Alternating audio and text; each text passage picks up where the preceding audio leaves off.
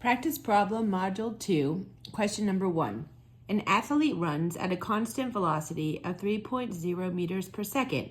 How far will the athlete travel in 25 minutes? Okay, so let's always write down what we're given. It tells us that it's a constant velocity, so that means that there's going to be no acceleration, or acceleration equals 0. We can write that. Now, also, constant velocity tells us that it can be initial velocity or the final velocity because it's constant. So we can pick whichever one we want there, but that is going to be 3.0 meters per second. And then it also tells us that the athlete will take 25 minutes to travel. So we also have our time. Now this definitely leads us to a red flag because we have minutes and we also have seconds. So let's convert everything into seconds. So we have 25 minutes over 1, and then minutes goes on the bottom so that we can cancel them out. And then there's 60 seconds in a minute. So then we end up multiplying 25 times 60, and we get 1,500 seconds, or 1.5 times 10 to the third seconds. So that is going to be our new value for time. So now we have all of our givens. We have to figure out what we're trying to solve for. How far will the athlete travel? So we have to figure out what our displacement is, or our delta x. So then we have to figure out what equation we're going to use. So if we look back on the card, we decide to use this one. Delta x equals v naught times time plus 1/2 at squared. Now we remember quickly that the acceleration, there was none because it was a constant velocity. So this whole term, anything times 0 is 0. So this whole term just drops out. So we're left with delta x equals v naught times time, or initial velocity times time. So then when we put our values in, 3 meters per second times 1.5 times 10 to the third seconds, we get 4.5 times 10 to the third meters, or 4,500 meters. That's how far the athlete will travel in 25 minutes. Practice problem number 2 of module 2. A BMW 535i can accelerate from 0.0 to 60.0 miles per hour in 7.9 seconds. What is its acceleration? Okay, so let's go always with what's given. We know it starts, the initial velocity is 0 miles per hour. It reaches 60 miles per hour, that's the final velocity. In 7.9 seconds, that's the time. We have a red flag because we have hours and we have seconds. So we have to convert seconds to hours, only because typically when you talk about a car's acceleration, you do talk about it in like miles per hour, not like miles per second. So the answer is 0.00219444 hours. That's way too many significant figures. So we need to cut back to 2. We can only have 2 significant figures. So we have 2.2 times 10 to the negative third hours. All right. Then we have to decide what our unknown is. We're trying to find the acceleration, or a. So then we look at our equations, the ones on our nifty little card, and we determine that this is a good one to use. We have everything we need. So velocity equals initial velocity plus the acceleration times the time. So we have to solve the equation for acceleration. So we get v minus v naught over time, and that's what we have for acceleration. Plug the numbers in, and we get 27,272.72727 miles per hour squared. That's way too many significant figures. So then we come back over here when we see our smallest number of significant figures is 2. So we can only have 2 in the answer. So 2.7 times 10 to the fourth miles per hour squared. So the BMW has an acceleration of 2.7 times 10 to the fourth miles per hour squared. Question number 3. How far does the BMW travel during the acceleration described in problem number 2? So if we go back to problem number 2, we know that the initial velocity was 0.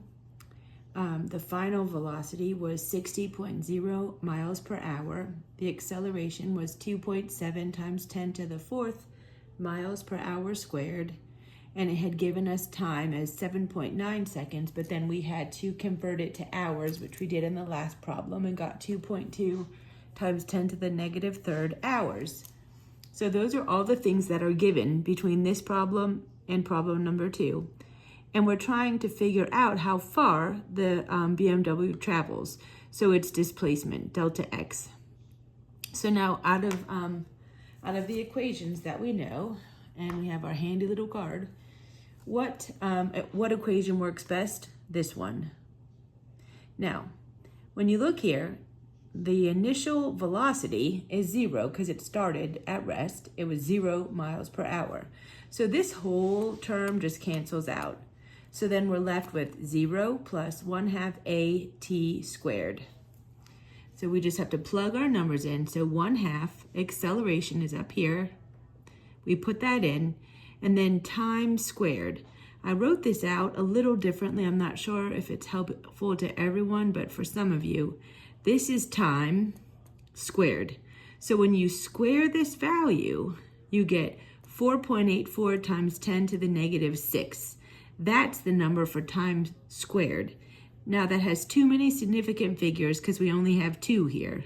So the answer that we're going to go with for time squared is 4.8 times 10 to the minus 6 hours squared. So when we put that back into this equation, 1/2 acceleration, time squared, we get the displacement as 0.0648 miles. Again, that's too many significant figures. We can only have 2. So this is the answer, 0.065 miles. That's how far the BMW traveled during the acceleration from problem number 2. All right, question number 4. A car traveling at 25 meters per second stops in 0.103 kilometers. What is the deceleration provided by the brakes? We have to figure out what's given. So we know that the initial velocity is 25 meters per second, and it says it stops, so then we also know the final velocity is 0. It takes this distance to stop, 0.103 kilometers. So here we go, the displacement is 103 kilometers. What is the deceleration provided by the brakes? And that's just the negative acceleration. So we know the unknown is acceleration. We also know it's going to be a negative sign based on the fact that it said deceleration. The first thing I notice is there's a red flag. We have kilometers and we have meters. So we're going to put everything into meters.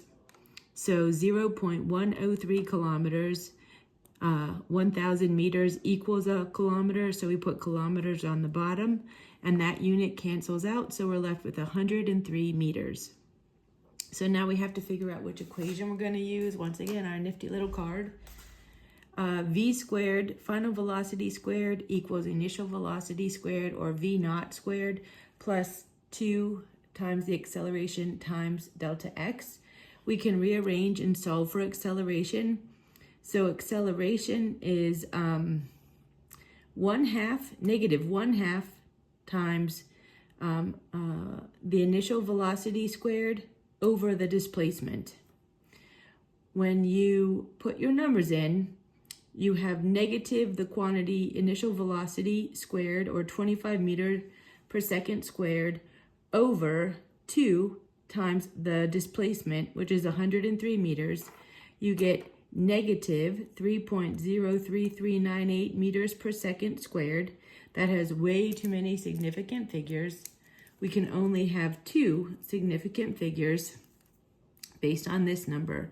So our answer is the deceleration is negative 3.0 meters per second squared. Practice problem number 5. A rocket ship blasts off from rest and accelerates for 2.0 times 10 to the third yards at 9.7 times 10 to the fourth feet per second squared. What is the rocket's velocity when it is finished accelerating? All right, so given. It blasts off from rest, so we know that its initial velocity, or v naught, is 0. It tells us that its acceleration is 9.7 times 10 to the 4th feet per second squared, and it even gives us the displacement of 2.0 times 10 to the 3rd yards. Again, we have a red flag. We have to convert yards into feet, so we know that 1 yard equals 3 feet. So 2.0 times 10 to the 3rd yards times 3 feet equals 6.0 times 10 to the 3rd feet. What is the unknown? We are trying to find its final velocity. So now we have to figure out what equation that we want to use, and we go back to our nifty little card one more time. And we decide to use final velocity squared equals initial velocity squared plus 2 times the acceleration times the displacement. Quickly, we remember that it started at rest, so this term just completely drops out. So we can say final velocity squared equals 2a times delta x. So then we want to take the square root of both sides to solve for the final velocity. You put all your numbers in, you get the answer of 34,117.4422 feet per second. That's way too many significant figures. We go back here and we realize we have 2 significant figures here. We have 2 significant figures here, so the answer can only have 2 significant figures. So the answer is 3.4 times 10 to the 4th feet per second. That is the rocket's final velocity.